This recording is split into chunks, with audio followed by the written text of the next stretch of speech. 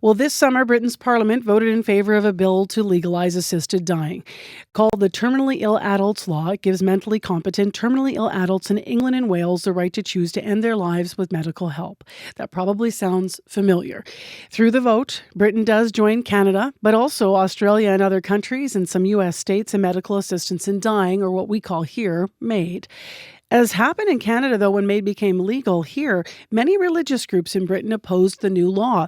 Leaders of the Church of England opposed the bill, as did leaders from evangelical groups, some Jewish groups, along with leaders of Muslim, Hindu, Buddhist, and Sikh organizations. But polls in that country showed that over 70% of the public supported it. On our religion column today, are church leaders out of step with society on this? To talk about it, our religion contributor, John Longhurst, is in studio. Good morning, John. Good morning. So let's go to that question. Are churches out of step with the public when it comes to MAiD? Yes, all major religions are out of step with the public when it comes to that issue. They are all opposed to it, and they all believe that it shouldn't happen. That's true in Great Britain, and it's true in Canada. Their opposition is based on their pro-life doctrines, their traditions, and their readings of their holy scriptures. But the world where those doctrines were created and those scriptures written is very different from the world today, and that includes doctrines about MAiD. As you said, over 70% of people in Great Britain support MAiD, and that number is as much as 80% here in Canada today. Now, for some religious groups, being out of step with the public on this issue is a badge of honor, being opposed to what they see as a godless and secular culture. But the majority of Canadians aren't on board with them, and that will surely make it hard for them to engage the public on this issue. Are there some religious groups out there that do support this, or at least they don't actively oppose it?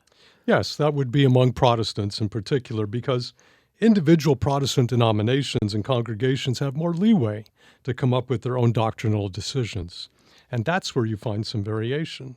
So, for example, the Anglican Church of Canada does not officially oppose MAiD, but it doesn't support it either.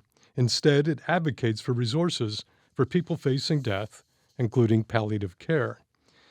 The United Church of Canada supports MAiD in general, but does not support expanding it to people with mental health issues. And the Evangelical Lutheran Church in Canada also has a more permissive approach to the subject. So given what you've said, how does religious opposition to MAiD impact people who are religious? Well, for one thing, not all religious people oppose MAiD. The Catholic Church in Canada officially opposes it, but an Ipsos poll in 2022 found that 87% of Canadian Catholics support MAiD. And while evangelicals are adamantly opposed to it organizationally, 25% of individual evangelicals say they're in favor of it. So for some religious people, the impact is being at odds with their religious groups, and this can create some challenges. For example, what if someone in a group that opposes MAiD wants to use it to die? That's when they can experience a big impact, and that's what happened to my friend John, who used MAiD to die in 2020. Now, John was a longtime minister in the Mennonite Brethren Church, which opposes MAiD. When John was in his early 90s, life had become very difficult, and after a series of falls, including one where he broke his hip, he was in pain and unable to walk and live independently, and that's when he decided he was ready to go. He'd had a full life, and he knew it was time. As his son told me, John was exhausted. He said that John had no more projects and didn't want to stay alive for the only purpose of remaining alive. He didn't want to lie in bed for who knows how long, waiting for death to come. But since his denomination doesn't approve of MAiD, John had to do it quietly and without the support of the church he had served for so long. So for spiritual support, he asked 2 trusted former pastors to be with him as he died, reading scripture and praying. He couldn't ask his own pastor. When one of those 2 pastors asked him, "John, can anything separate you from the love of Christ?" Then John shook his head emphatically and with a strong voice answered, "No." And then he slipped away. And I tell that story because it happens to other religious people too, who feel that MAiD is the right option for them, but they have to do it without the support of their own pastors and churches. And that puts them in a lonely place, apart from the very people they want to have standing with them at their time of greatest need for support. They also have to do it without any formal or official rituals that can honor them and comfort them as they are ushered into the presence of God. In John's case, his pastor friends and family created their own service of scripture, prayers, and songs. And of his death, his son told me that his dad died in dignity, surrounded by the love of people he had invited to his passage. He died in a way that was congruent with his theology, with his experience of a loving God, even if he couldn't say that he had the support of his denomination. I guess what I'm saying is that religious groups may feel they are taking a strong countercultural stand when they oppose MAiD, but public opinion surveys show that many of their own members aren't on the same page. This can lead to problems when clergy have members who want them to assist when they use MAiD.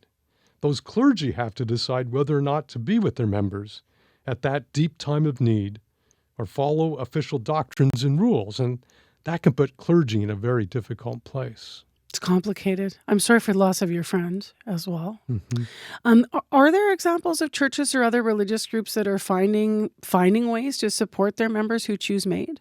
Yes, the United Church of Canada offers resources for MAiD that its clergy and others can use, and this includes hymns such as We Are Not Alone, and prayers for when someone has chosen MAiD, prayers for family and friends so they might understand a dying person's wish for MAiD, and a prayer after someone chooses MAiD. And that prayer begins, loving God, time and eternity, all life and all death are in your hands. Be very close to me now as I decide the time and place of my own death. And in the Netherlands, where MAiD has been legal since 2002, Mennonites there have created a liturgy their clergy can use. They believe that when people choose MAiD, clergy should be there with them to give their death meaning and significance.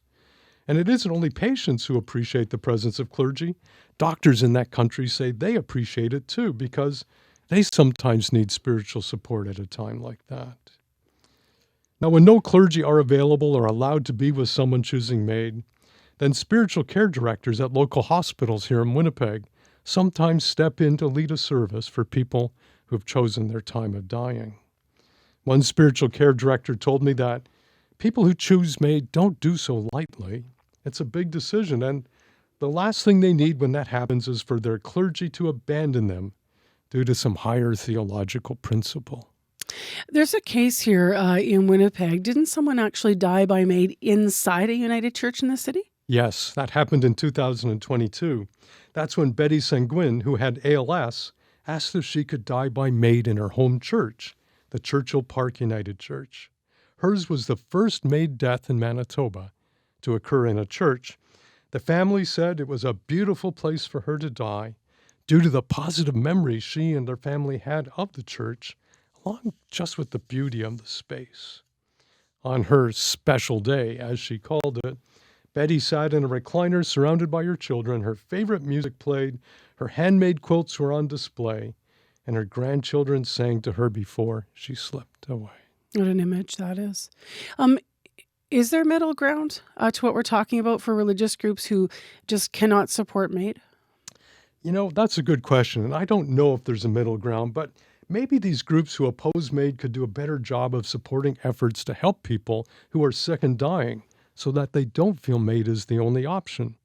Maybe they could put just as much effort into promoting what some call MAIL as they do into opposing MAiD. And MAIL stands for Mission, Assistance, and Living.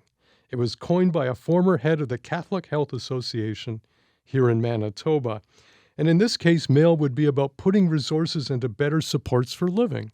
It's not just about easier access to dying. Putting their money where their preaching is, in other words, by financially supporting things like palliative care and mental health supports, so people don't feel that MAiD is the only option. Do you have any final thoughts, given that, obviously the column today for you, has been pretty personal? This is a very challenging and complicated subject. But Canada is a very different place today than when doctrines opposing MAiD were created. Today, the majority of Canadians are not church-going, and they don't support church tenets and rules. Most of them aren't religious, and so for religious groups, that means coming to terms with the fact that they don't hold sway over most people in this country anymore. If they want to oppose MAiD and they want their members to be in line with that, fine. But they can't tell others what to do. They also can't tell the government what to do. And increasingly, they can't even tell their own members what to do. They just don't have the same voice on the issue. So maybe it's time for them to think about the best ways to engage Canadians over this subject, not just always say no when it comes up. But what form that could take could vary.